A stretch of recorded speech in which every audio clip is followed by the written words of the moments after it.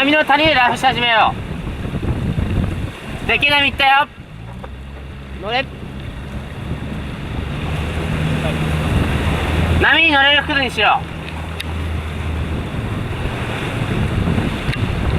う。それは登りすぎ。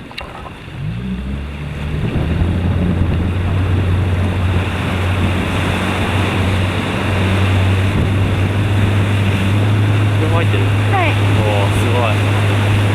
ギリギリだね。ギリギリです。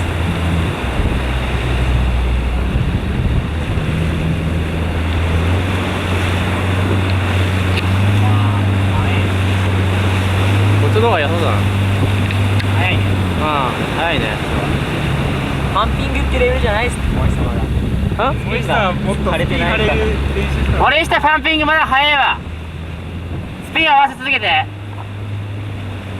これしました。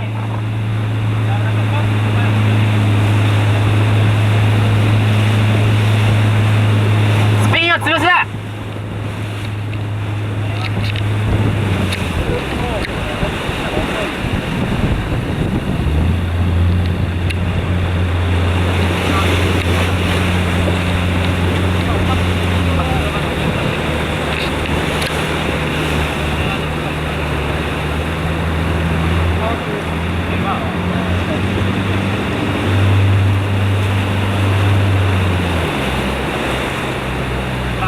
なんかその開口は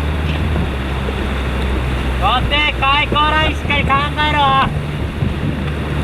超絶もったいないな。追いつかれちゃった。